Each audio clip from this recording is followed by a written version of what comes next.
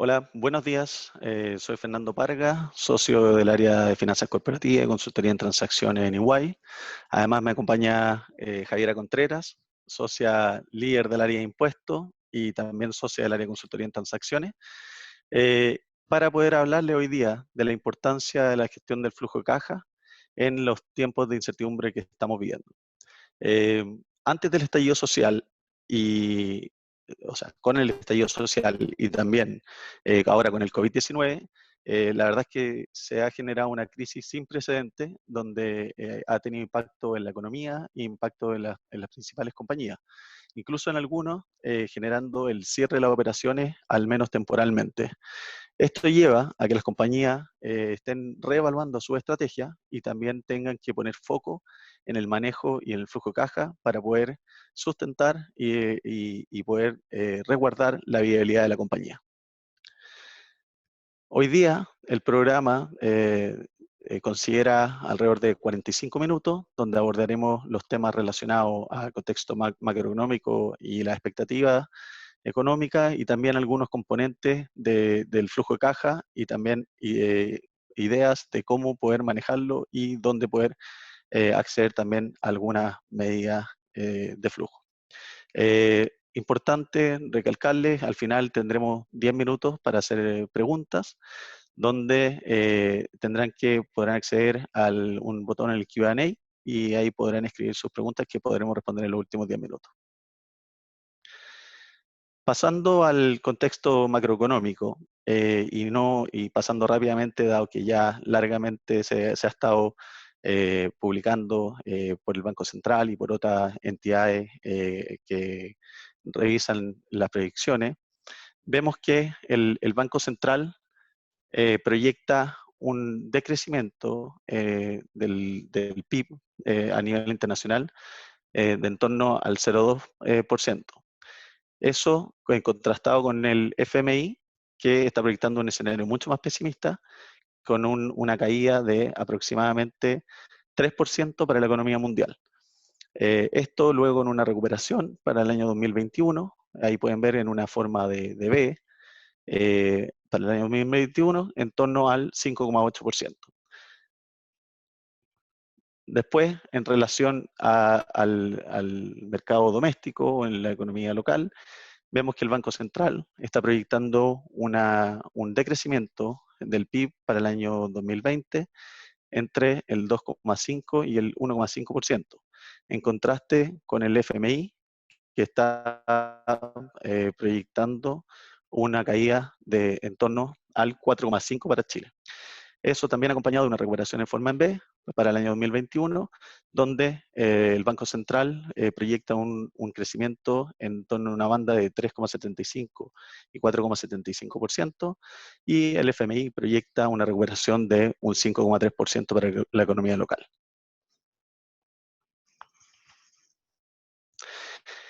En EY, en nuestra última encuesta realizada del Capital Confidence Barometer, que mide las expectativas económicas de las principales empresas y ejecutivos, donde se entrevistó a aproximadamente 3.000 ejecutivos a lo largo de alrededor de todo el mundo, el 73% de los encuestados espera que esta crisis sanitaria tenga un impacto severo en la economía global.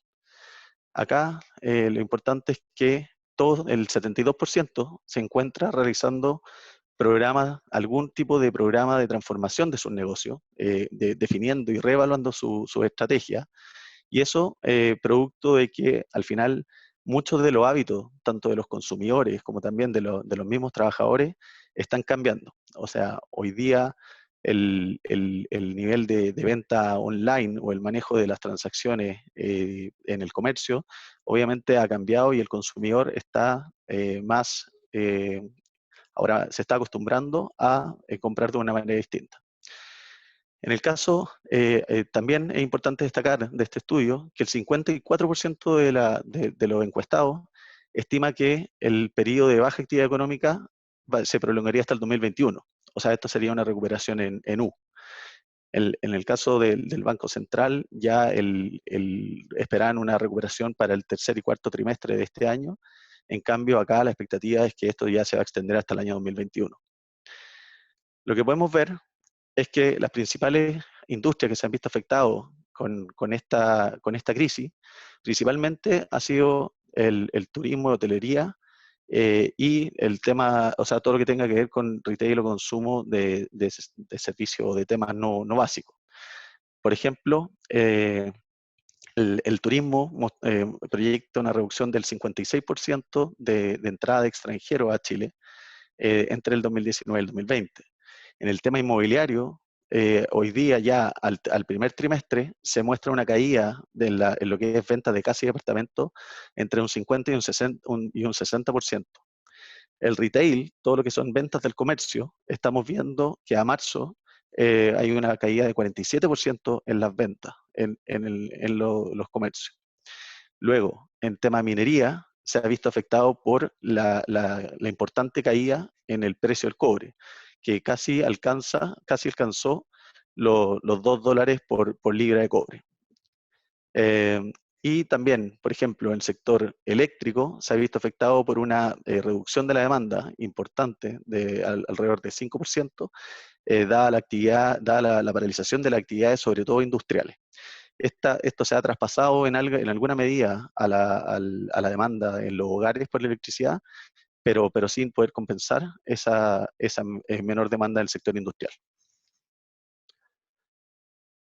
Ahora vamos a pasar a hablar de los componentes del flujo de caja y algunas herramientas para manejar la liquidez de las compañías. Acá nosotros, en EY, ¿cómo vemos esto? En bloque o en momentos los que estamos pasando. Nosotros pensamos en un now, next and beyond. Un now que es básicamente qué es lo que está ocurriendo hoy en día. O sea, hoy día nosotros tenemos que comenzar a revisar nuestra estrategia y ver realmente el impacto que estamos teniendo en las compañías de esta crisis sanitaria.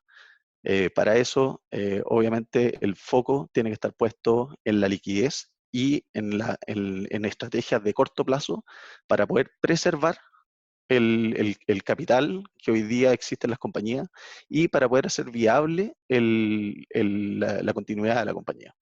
Acá hay una gran presión de las empresas por obtener resultados, pero el foco también cambia en una estrategia de mayor corto plazo para poder hacer frente a esta crisis.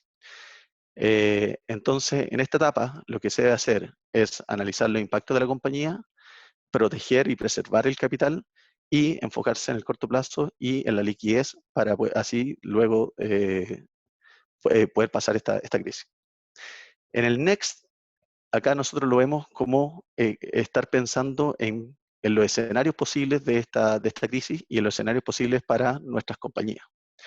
Acá nosotros lo que proponemos es que uno tiene que estar pensando y planificando distintos escenarios, tiene que actualizar y tiene que cambiar su sistema de planificación y tiene que desarrollar herramientas que sean ágiles para poder tener una visión clara de los próximos meses en el manejo de caja y en las estrategias que se van a continuar dado este nuevo escenario.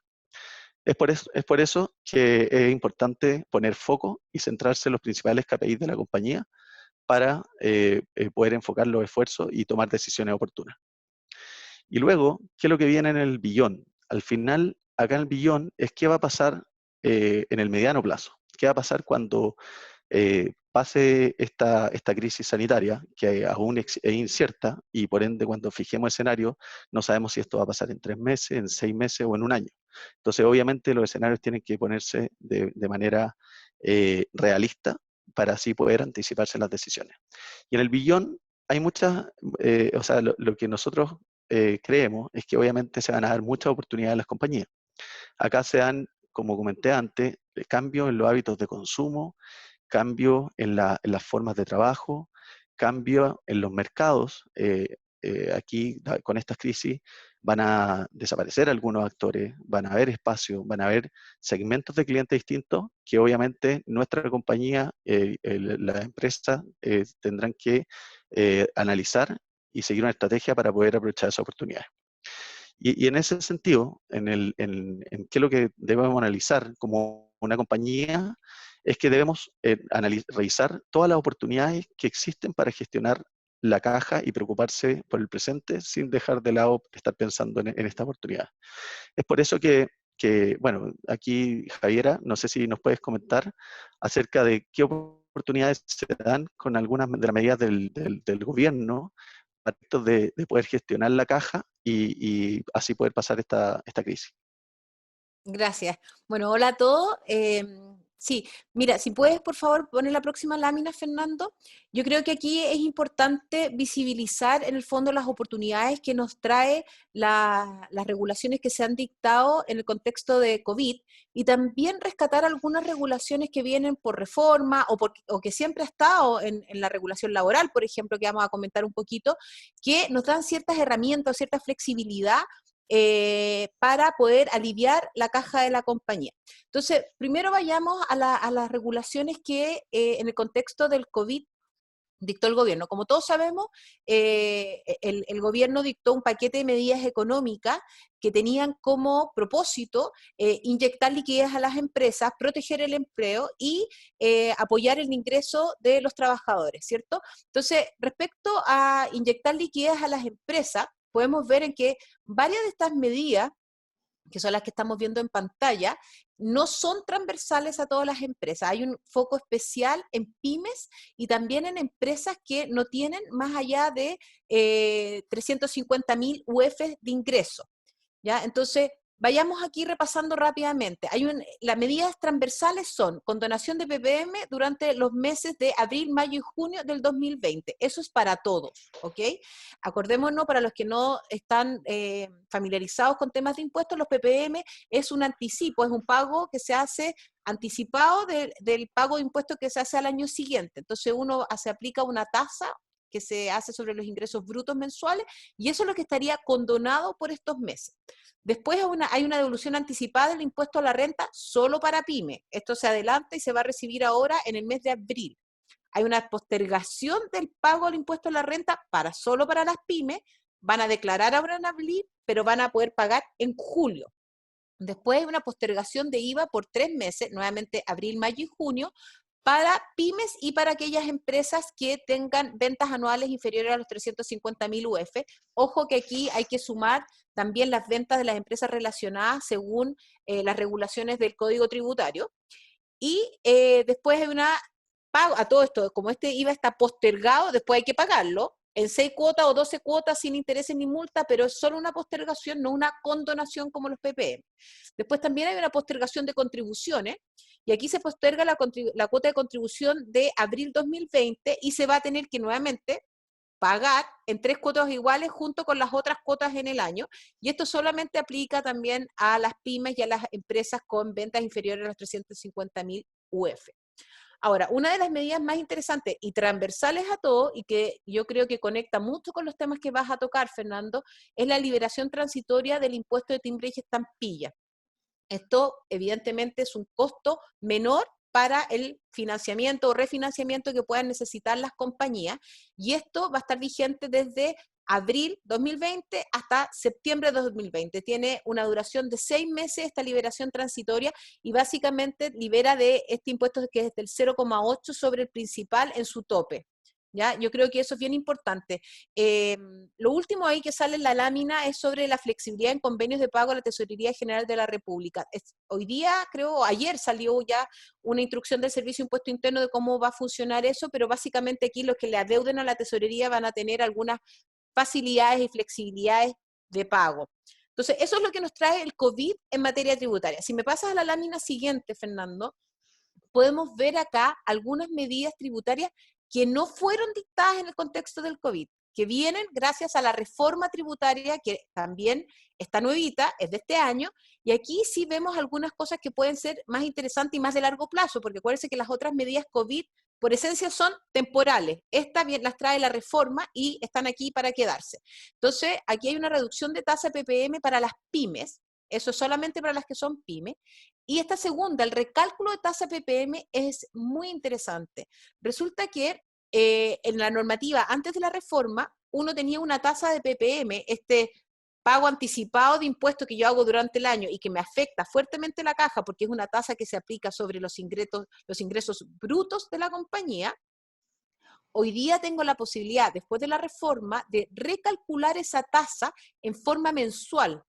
¿Y cómo se hace esto? Yo voy viendo en el fondo mes a mes si mis ingresos, una RLI provisoria que se tiene que armar, han variado más allá del 30% comparado con la RLI provisoria del trimestre, que es marzo, junio y septiembre, yo puedo recalcular la tasa y bajar la tasa de PPM para el mes ya siguiente. Entonces, eso permite mucha flexibilidad y es un ahorro de caja importante para las empresas. Luego, acá está el cambio que se incorporó al artículo 27 bis, que es esta devolución anticipada de IVA por la adquisición o construcción de activo fijo. Antes había que acumular durante 6 meses este crédito fiscal asociado al activo fijo. Hoy día ese plazo se reduce a 2 meses y también el Servicio de Impuesto Interno reduce el plazo para contestar, o sea, uno pide la devolución. Antes el servicio tenía 60 días para contestar. Hoy, después de reforma, va a tener 20 días. Eso está vigente desde el 1 de junio de 2020. Y una vez aprobada, después de estos 20 días, si el servicio resuelve aprobar la devolución anticipada, en 5 días deberían hacerles el depósito. Entonces, no es más que, nuevamente, herramientas adicionales que hay que tener visibilidad para poder acceder a ellas. Ahora, en materia laboral, Fernando, si puedes avanzar una lámina más. En materia laboral también se dictó, como sabemos, algunas regulaciones especiales que tienen como fin la protección del empleo. Y acá, importante tener visibilidad sobre las herramientas nuevamente.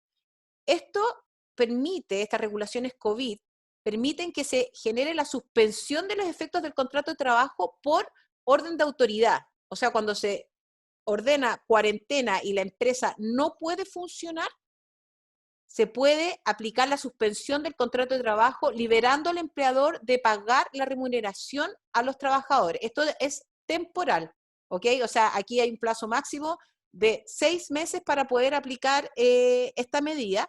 Y la gracia que tiene esta regulación es que el trabajador que se ve suspendido puede acceder al seguro de cesantía en distintas proporciones durante los siguientes 4 meses, y eso hace que en el fondo de alguna forma se mitigue esta suspensión de la relación laboral y por ende la suspensión del pago de remuneraciones accediendo al seguro. Luego, si no hay una suspensión por orden de autoridad, podría pactarse también la suspensión entre las partes, porque básicamente la empresa no se encuentra en condiciones de seguir y por proteger también a los trabajadores tiene que suspender sus funciones. Ahí nuevamente también se podría llegar a este acuerdo y los trabajadores, al igual que en el caso que acabo de explicar, podrían acceder al seguro de cesantía. Entonces, estas son 2 medidas importantes y la única diferencia que está, porque van a ver más adelante en la última lámina, que la regulación laboral siempre permite que uno repacte entre las partes. La gracia que tiene esta regulación es que el trabajador, gracias a esta suspensión, o sea, bajo este contexto, puede acceder a su seguro de cesantía no estando cesante. Esa es la ficción que genera esta regulación. Si me das una más, Fernando, por favor. Acá están otras medidas importantes, reducción temporal de la jornada de trabajo.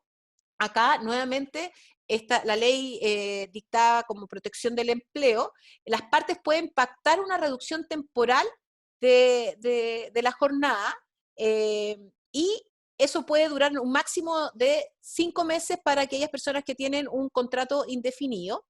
El trabajador, nuevamente, igual que en el caso anterior, puede acceder a que el seguro de cesantía supla esa reducción en remuneración dada la reducción de jornada. Ahora, esto no aplica para todos. Como pueden ver ahí en el listado, hay ciertas empresas que pueden hacerlo, tienen que ser empresas contribuyentes del IVA que puedan demostrar una disminución de sus ventas que superen el 20% en los últimos 3 meses, comparado con los mismos 3 meses del año anterior. Ya, esa es una posibilidad.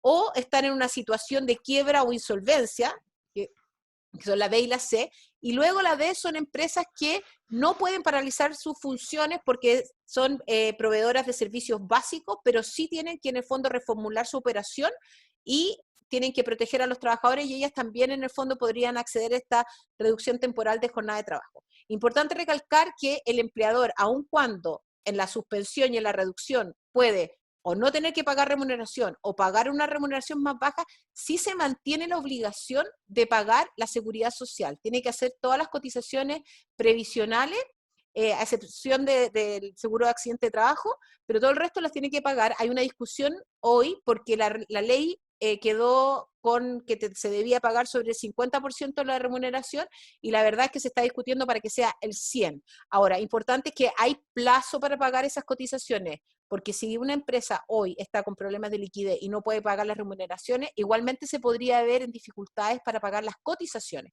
Entonces, estas cotizaciones se adeudan, pero se pueden pagar en un plazo hasta de 12 meses. Así que ahí también nuevamente flexibilidad.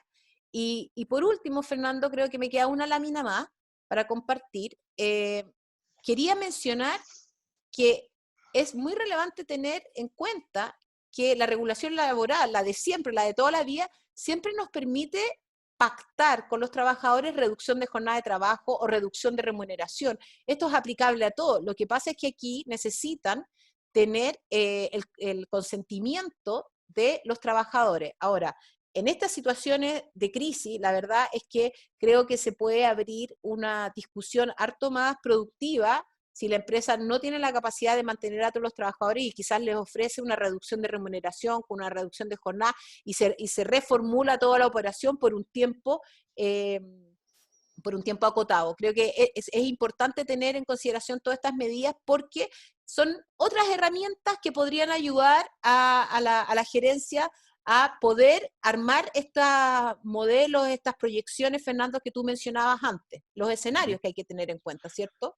Claro, no, claro, perfecto. Sí, al final parte de los temas tributarios, laborales y así como también el paquete de medidas económicas que lanzó el gobierno, justamente van a suplir esto, es poder traspasar esta crisis que se espera sea transitoria, y poder ajustar los flujos de caja de las compañías y así ver la viabilidad de los empleos y también de las compañías y del sector económico en general. Otro plan lanzado por el gobierno, relacionado más con temas financieros, es una inyección de liquidez para apoyar a las pequeñas y medianas empresas principalmente. O sea, estamos hablando de la creación de un fondo solidario de $100 millones para las microempresas y también la ampliación de las garantías estatales a través del FOGAPE en hasta 3.000 millones. Esto es una inyección importante para poder suplir todas las necesidades de capital de trabajo de las compañías. Acá se espera o sea, una de los límites es que ellos esperan otorgar créditos de hasta 3 meses de venta, importante que es meses de venta en un periodo normalizado. O sea, estamos hablando desde octubre de 2018 hasta septiembre de 2019, antes del estallido social, porque después hay muchas industrias que se vieron afectadas desde octubre y que por ende venían arrastrando este problema de caja. Además, bueno, ahí se plantean algunos rangos o bandas de los tamaños de las compañías, y también hasta qué cobertura de garantías para el nuevo préstamo. Y en ese sentido, cabe mencionar de que esto es hasta para compañías que vendan hasta 1 millón de UF. Otro tema importante de esta medida de liquidez es que además estos créditos van a tener un periodo de 6 meses de gracia y una tasa de interés que, según lo ha comentado el gobierno, es de 0% en términos reales. O sea, estamos hablando de que básicamente sería la TPM, o sea, la tasa política monetaria, más un 3% que es la meta objetivo del Banco Central en términos de inflación. O sea, estamos hablando de una tasa en términos nominales máxima de 3,5%. Eso, y además, otro tema interesante de esto es que permite postergar las cuotas o vencimiento de deudas preexistentes con los bancos. Esto se va a canalizar a través de los principales bancos del sistema financiero, que los bancos que se suscribieron a este acuerdo y que representan el 90% de las colocaciones del mercado. Entonces, en este contexto, y un poco pasando más a la realidad de las compañías, aquí lo que planteamos es cuáles son los desafíos, o podemos identificar cuáles son los desafíos que tienen los CFO en las compañías. Acá, como hablábamos antes, es muy importante cuantificar el impacto financiero en la compañía. Esto varía de industria a industria, entonces la verdad es que no toda la industria tienen la misma realidad, algunas cerraron al 100% su operación, en caso de pequeñas empresas, otras han tenido que bajar su nivel de actividad. Eh, y el tema es poder medir el impacto y analizar un curso de acción para poder hacer frente a los potenciales riesgos que esta crisis genera a mi negocio. Lo otro importante es poder minimizar los tiempos de reacción y también el poder cambiar mi forma de planificación. Acá, normalmente en las compañías, en un periodo normal, uno está acostumbrado a ver proyecciones más de mediano y largo plazo, básicamente la estrategia general de la compañía, la estrategia macro. Ahora, dada la crisis actual, se hace muy importante ver la estrategia a corto plazo. Y por eso es que uno tiene que cambiar los sistemas de planificación, sobre todo de los departamentos de planificación y finanzas, para poder medir el impacto que tiene esta crisis en los resultados de la compañía y en el flujo de caja. ¿Y qué acciones pueden traer consigo todos estos desafíos? Al final, lo que se debe hacer es identificar y priorizar cuáles son los KPIs más importantes en mi negocio y cuáles son los que realmente generan un riesgo para mi negocio, para la viabilidad de mi negocio. Analizar los posibles escenarios que se va a ver enfrentado el negocio, la empresa y la economía. Analizar distintos escenarios en términos de plazo de duración. No es lo mismo aguantar 3 meses con una crisis de esta magnitud que tener que pasar 6 meses con una crisis de esta magnitud. Entonces, porque finalmente cuando uno va a las distintas industrias, uno ve que la liquidez de las distintas compañías y la industria no siempre es la misma. Hay muchos que dependen del resultado mensual para poder pagar los sueldos a final de mes. Y por ende se hace necesaria una revisión y un análisis muy detallado de los flujos de caja futuros. Y lo otro importante es, en términos de la planificación, el poder adaptar las herramientas que hoy día posee la compañía para poder tener herramientas que midan de manera detallada y puedan estimar lo más real posible la realidad de la compañía y la proyección futura de caja con el fin de evitar riesgo y posibles desviaciones en el flujo de caja que haga que se entre en algún tipo de déficit o no permita pagar las obligaciones. Eh, Nosotros vemos esto como acá en esta figura, un plan financiero para enfrentar esta situación desde 5 perspectivas, cinco enfoques de los cuales los departamentos de planificación y finanzas deberían estar analizando. Uno corresponde a lo que hablábamos antes, definir posibles escenarios. O sea, esto, ponerse en los distintos escenarios, no necesariamente en el optimista. En general tendemos a ser optimistas, pero la verdad es que hay que ponerse en el escenario más realista y también en los pesimistas para poder tomar las decisiones oportunamente. Después, desarrollar una proyección financiera que se adecue a la nueva realidad. Luego presentar esta simulación y también determinar los KPI y los covenants de la compañía para ver cómo estos se van a ver afectados en esta proyección y lograr anticipar cualquier tipo de quiebre o incumplimiento de covenants. Luego también puede ser de interés para el directorio, para los accionistas, para los stakeholders, todo lo que tenga relación con la pérdida de valor, el patrimonio económico de la empresa. Entonces, por eso los ejercicios de valorización y de going concern, o viabilidad del negocio, se hacen sumamente importantes el poder llevarlo en detalle y también llevarlo actualizadamente. Y acá es donde nosotros proponemos también, con urgencia, el poder desarrollar un modelo de flujo de caja de 13 semanas.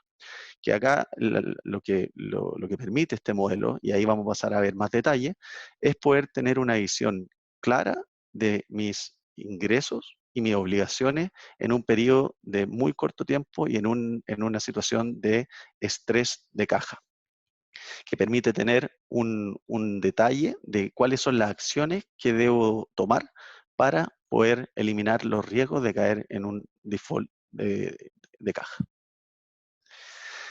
Acá, ¿qué es lo que es una proyección de flujo de caja de corto plazo? Básicamente es una proyección de la estándar de la industria de 13 semanas, básicamente 3 meses, que con flujos de entrada y de salida efectivo. Estos no son flujos que, así como lo vemos en los estados financieros de la compañía, no son en base de vengada, sino que son básicamente cuándo efectivamente se recibirán los ingresos y cuándo efectivamente debo cumplir con mis obligaciones. Este flujo de caja, la diferencia que tiene también con los flujos de caja normales a mediano o largo plazo, es que estos se deben estar monitoreando semanalmente, incluso diariamente, dependiendo de la realidad de la compañía. Lo otro es que debe involucrar a todas las áreas de negocio de la compañía que tengan un impacto en los flujos de caja. Entonces acá lo que se debe armar es un equipo de trabajo que permita poder estar entregando permanentemente información oportuna para la toma de decisiones. Y esto es, el ideal es que sea en un formato flexible que permita actualizarse rápidamente y poder tener diariamente una actualización de cómo esta proyección se va cumpliendo con la realidad del negocio. ¿Cuándo se hace necesaria una herramienta como esta? Esta herramienta se hace necesaria en periodos de incertidumbre como los que estamos viendo hoy, también en transiciones, por ejemplo, cuando estoy en una adquisición y estoy fusionando una compañía, se hace necesario un manejo mucho más detallado de las cuentas de balance, de las cuentas de flujo de caja. Luego de una recuperación de post-crisis también se hace necesario producto del el detalle de proyección que se requiere para la recuperación de la compañía y cómo ir afrontando una nueva normalización. Y también en periodos de expansión, o sea, para una evaluación de un proyecto donde uno quiera, o sea, tiene que llevar detalladamente y poder ir corrigiendo todas las desviaciones que se dan en el flujo de caja. Básicamente estos son, este flujo de caja conversa con estrategias de corto plazo. Los beneficios de tener una herramienta como un flujo de caja de corto plazo, básicamente tener control y visibilidad en la caja del negocio, el poder generar decisiones oportunas, generar la confianza de los stakeholders de la compañía, de que básicamente la compañía tiene control sobre su situación financiera. Además, esto permite estar preparados para ciclos estacionales. Hay muchos negocios que pueden generar el grueso de su ingreso, el grueso de su actividad en un periodo, y luego, si no están preparados para la obligación que se le viene en el periodo donde no generan ingresos, se le puede generar un quiebre importante en la posición de caja. También esto permite estar preparado para futuros financiamientos o renegociaciones de deudas, como podrían estar pasando muchas empresas hoy día, y obviamente anticiparse y evitar el déficit de caja en un periodo de reestructuración. Acá también lo que se logra es que como uno involucra a varias áreas de la compañía, se logra el poder generar una cultura de manejo de caja, el estar consciente de la correcta utilización de los recursos y también de la importancia de la generación de recursos y cajas para la empresa, para así poder responder a sus obligaciones futuras, sobre todo en momentos como este. Acá, brevemente, una diferencia entre lo que es un estado de flujo efectivo de un estado financiero versus un flujo de caja de 13 semanas. Como les comentaba antes, acá una de las principales diferencias, el flujo de caja de 13 semanas es un flujo de caja efectivo, en cambio el flujo de efectivo del estado financiero normalmente utiliza un método indirecto y es en base a un concepto más de devengo, de vengado, cuando se devengan la obligación y los ingresos. Luego, lo otro que importante, o sea, diferencia importante que tienen es que el nivel de detalle de un flujo de caja de 13 semanas es mucho mayor que el nivel de detalle de un flujo de un estado financiero. Y lo otro que el flujo de caja de 13 semanas se debe estar actualizando periódicamente y por ende se lleva en periodos, términos semanales o incluso diarios, si es necesario. En cambio, el flujo de efectivo de los estados financieros normalmente está de acuerdo a las fechas de reporte financiero y que pueden ser trimestrales, semestrales o incluso anuales. Lo otro es que el flujo de caja 13 semanas reconcilia básicamente con la cuenta caja, la cuenta banco. Algunas fuentes de información que se necesitan para poder construir y dónde obtengo la información, porque al final la información para construir un flujo de caja de corto plazo es fundamental para poder predecir y estimar los próximos 3 meses del comportamiento de mi caja. Entonces aquí normalmente se utilizan un detalle del estado de las cuentas de bancos, las cuentas por cobrar, segmentando los clientes, porque aquí uno comienza a hacer una cobranza más personalizada, básicamente enfocar los esfuerzos en donde realmente puedo obtener los recursos más rápidamente. También en las cuentas por pagar, en la posibilidad de poder diferir algunos pagos con proveedores, también es una medida. Detalle de nómina y pagos, contratos varios, como contratos de arriendo, contratos de prestación de servicio, contratos de, de mantenimiento de algunas operaciones, las proyecciones de CAPEX y las tablas de servicio de la deuda, básicamente tablas de amortización. Acá nosotros tenemos que ver el flujo de caja como un proceso continuo. Y esta gráfica que les muestro ahora, básicamente es un diagrama de cómo funciona el flujo de caja de corto plazo. Acá es algo que se tiene que estar actualizando constantemente y básicamente comparando contra los resultados reales versus los estimados. Hay que hacer realizar una proyección discutiendo con las distintas áreas involucradas en el negocio para poder contribuir con la información necesaria para la construcción de un flujo que sea lo más preciso posible.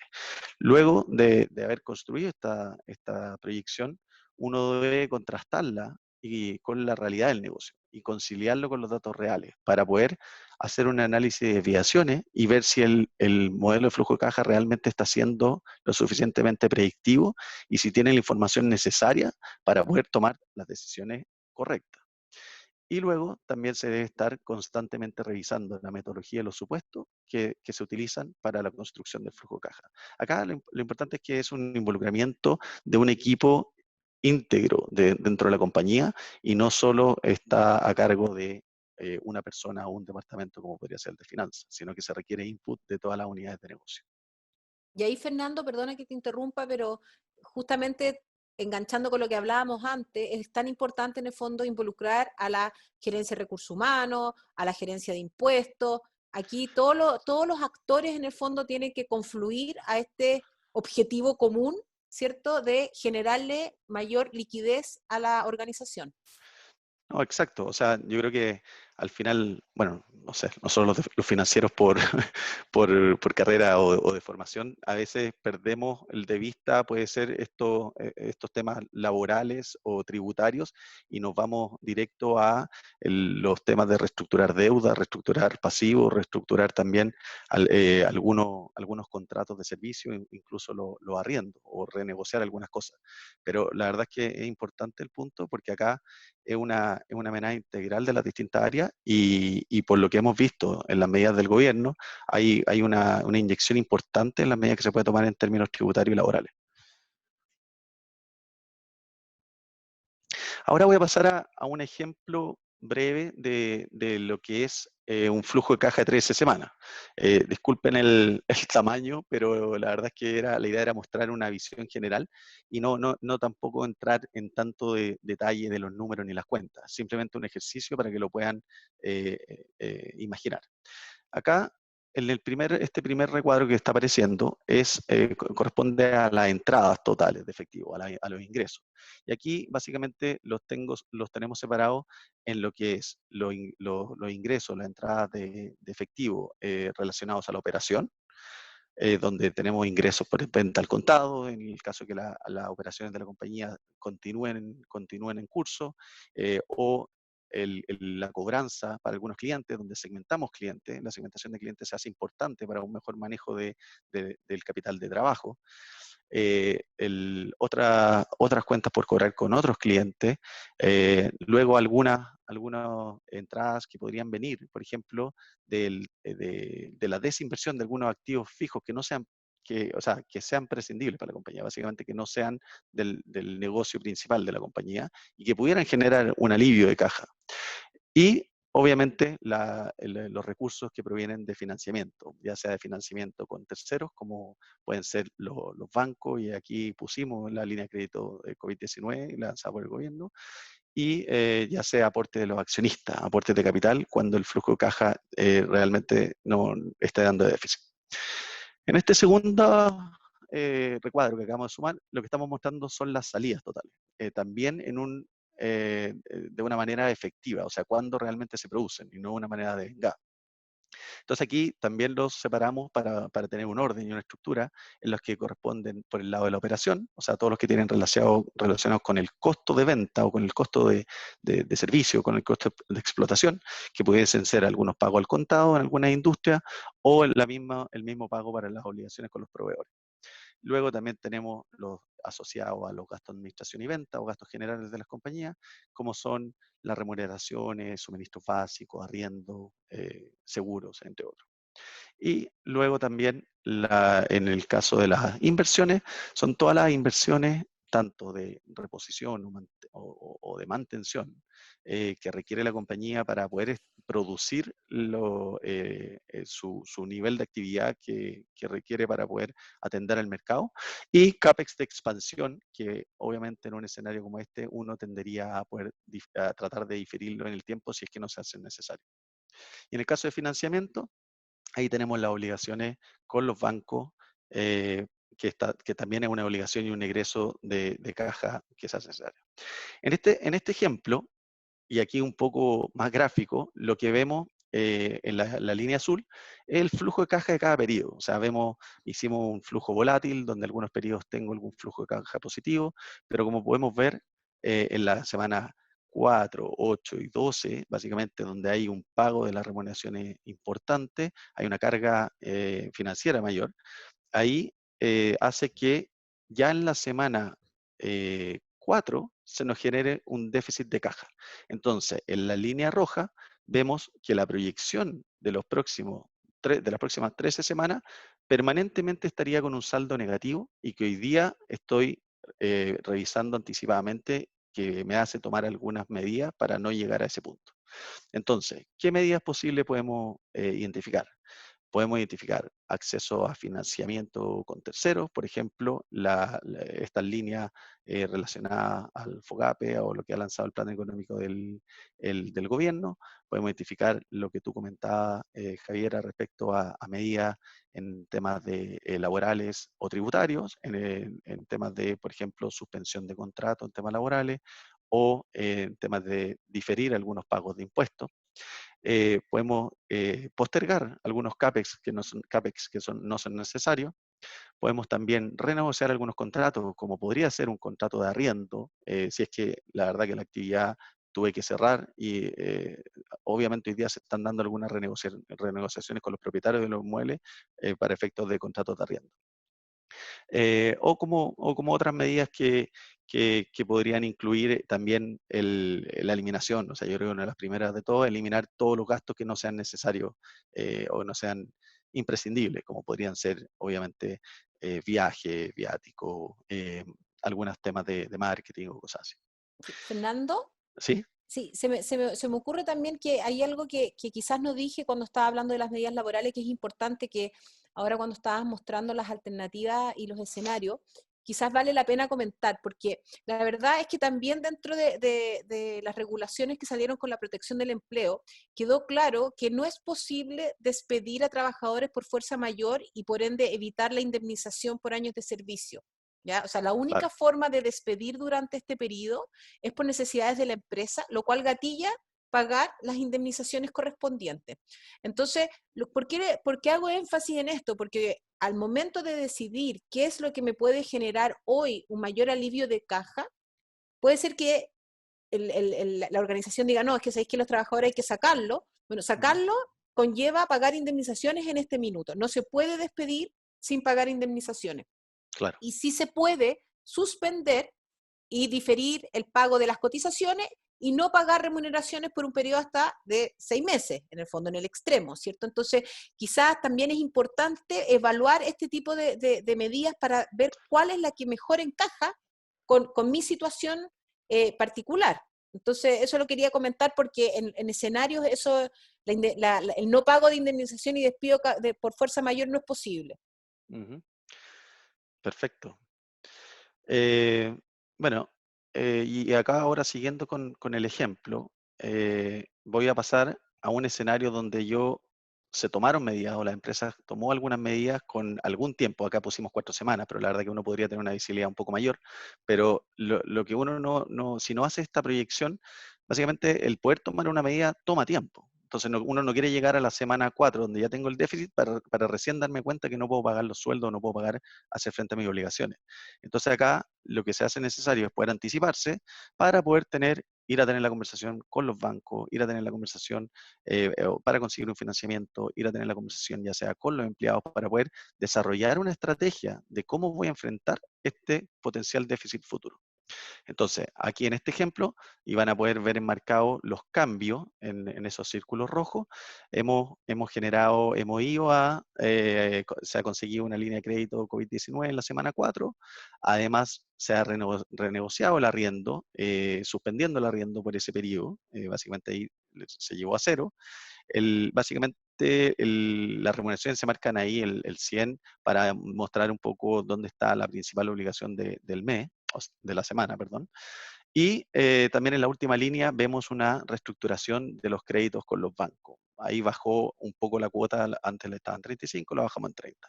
Entonces ahora, como uno puede ver en el flujo de abajo, en el gráfico, vemos que la línea roja, que era mi posición proyectada de caja original, ahora me lleva a la línea gris, que es la que está por sobre el cero, básicamente. O sea, ya dado con esas medidas, no estaría generando un déficit, al menos si es que esta proyección se cumple en las próximas 13 semanas. Otra cosa importante a destacar es que esto es, como comenté antes, continuo y es flexible y es móvil. Entonces, esta lámina lo único que quiere reflejar es que ya pasamos una semana, ahora estamos poniendo el real de la primera semana que habíamos proyectado, y lo que vemos que tenemos un saldo, que podemos tener un saldo final de caja distinto, porque obviamente las estimaciones no necesariamente terminan siendo iguales a la realidad. Entonces, en este caso, favoreció el flujo porque en vez de un saldo inicial de 45 que teníamos en el escenario anterior, la semana anterior, ahora tenemos un saldo inicial de 55 porque el resultado de la primera semana proyectada fue un poco mejor. Y eso mejora, obviamente, mi saldo acumulado de caja hacia adelante. Ahora, acá un poco para ir cerrando la idea y les comento ocho consejos como para hacer una proyección eh, precisa y robusta del flujo caja. Y acá yo creo que se repiten algunos conceptos de los que ya hemos comentado antes, pero justamente para poner énfasis en eso. Acá lo importante es involucrar a las distintas áreas de negocio y entender el impacto que tiene esa área de negocio en el flujo de caja final. Luego, involucrar a todas las personas que serán responsables de desarrollar un modelo. O sea, aquí tiene que haber personas con nombre y apellido, un equipo de trabajo que va a estar desarrollando este modelo. Fomentar este debate abierto con las personas interesadas en las distintas áreas y los distintos stakeholders. Identificar cuáles son los focos y los KPI importantes para poder tenerlos en mi proyección y así poder tomar medidas para poder cumplir con esos KPI. Identificar los riesgos y las oportunidades que se dan en la proyección, como lo que vimos en el ejemplo anterior. Teníamos un riesgo de un déficit de 4 semanas, pero también teníamos por otro lado la oportunidad de acceder a algún financiamiento, obviamente dependiendo del tamaño de la compañía y todas las condiciones que puso el gobierno con la línea de crédito. Luego esto se debe monitorear semanalmente o incluso diariamente, y para eso se debe contar con herramientas flexibles, herramientas que a uno no le quiten todo el día y le permitan poder actualizarlo rápidamente y así poder tomar decisiones oportunas. Y lo otro es esto también te permite el poder ir explorando algunas eficiencias e iniciativas de generación de caja, como por ejemplo el suprimir algunos gastos que no son necesarios, el poder renegociar algunos temas relacionados a proveedores, el poder hablar con clientes para cobrar la caja antes, o tal vez rebajar inventario y así poder hacer un manejo del capital de trabajo para poder acceder también ahí como una fuente de financiamiento. En resumen, y un poco para ir cerrando la presentación y damos paso a las preguntas, acá la prioridad es comprender cuál es el impacto que tiene esta crisis en los resultados financieros de mi compañía. Acá el foco tiene que ser, hoy día se vuelve en una estrategia de corto plazo, de suma urgencia, para poder resguardar y preservar el capital actual y poder sobrepasar esta crisis y hacer viable el negocio. Después, acá también existe una gran presión para obtener resultados y análisis de las proyecciones financieras, y por ende se hace necesario tener herramientas que permitan actualizar y sean flexibles y puedan determinar una proyección futura realista para poder tomar decisiones. Acá la idea es tener visibilidad y control de los próximos 3 meses y así poder tomar las decisiones necesarias y ir entendiendo y actualizando todas las medidas, supuestos macroeconómicos que son cambiantes en este minuto. Y lo otro, ya un poco más hacia el billón, es poder ir capitalizando las oportunidades que se vayan viendo, dados los cambios de hábito que están teniendo tanto los consumidores como así los cambios en las formas de trabajo de las empresas. Eso, y bueno, aquí nos pasamos un poco, pero quería dar paso a algunas preguntas. Eh, por ahí recibimos un par de preguntas. No sé, Javiera, si... ¿Parto yo? Porque yo ¿Sí? tengo acá una que recibimos de Gonzalo Mata, que dice, ¿cómo ven la cadena de pago a 30 días proveedores y la ley? ¿Que ayuda para afrontar la situación actual? Bueno, la verdad es que esta ley efectivamente podría ayudar. Ahora hay varios comentarios que hacer al respecto. Uno de ellos es que cómo salió la ley, al final dice que se pueden establecer plazos mayores a 30 días si el acuerdo está inscrito en el registro del Ministerio de Economía, podría en el fondo quedar un plazo distinto, ¿ya? Entonces, la verdad es que lo que nosotros hemos visto en el mercado es que al final del día manda el que tiene más poder de negociación. O sea, si tú eres un cliente súper importante para un proveedor X, es probable que le pidas más de 30 días y por lo tanto termines pagando después tu factura. Al revés, cuando eres un proveedor exclusivo, el único que provee en todo el mercado un servicio determinado, es probable que tú tengas el poder de negociación para exigir ese plazo de 30 días. Entonces, la verdad es que esto tiene que ver, como toda la vida, las condiciones de mercado son las que mandan. Nosotros hemos visto mucho esto de negociaciones en que se extiende el plazo, pero es importante saber que en aquellos casos en que no está ese acuerdo, en que no está el acuerdo inscrito en este registro del Ministerio de Economía, efectivamente una vez que han pasado los plazos empiezan a correr intereses y también existe la obligación de pago de una comisión de un 1% del saldo insoluto. Entonces, esto puede salir caro. Ahora, como están todas las empresas en una dificultad hoy día con la caja, como tú mismo decías, Fernando, en los ejemplos, una de las herramientas más conocidas es diferir pagos a proveedores, porque en el fondo Ah, tú también estás apretado. Entonces aquí va a generarse, en el fondo, una negociación continua, porque muchos necesitan caja y otros quieren diferir el pago de la caja. Es el mismo problema mirado desde veredas distintas, ¿cierto? Entonces va a ser interesante ver cómo se va resolviendo eso. Lo que sí hemos podido también constatar en el mercado que hay una tendencia también a empresas grandes a privilegiar aquellos proveedores pyme y sí pagarles a ellos en plazos inferiores, porque saben que en el fondo si no lo hacen, no tienen espaldas financieras para aguantar. Así que eso es lo que podría comentar al respecto, Fernando. Ya, buenísimo. Yo tengo una pregunta más porque creo que alcanzamos por el tiempo a una más.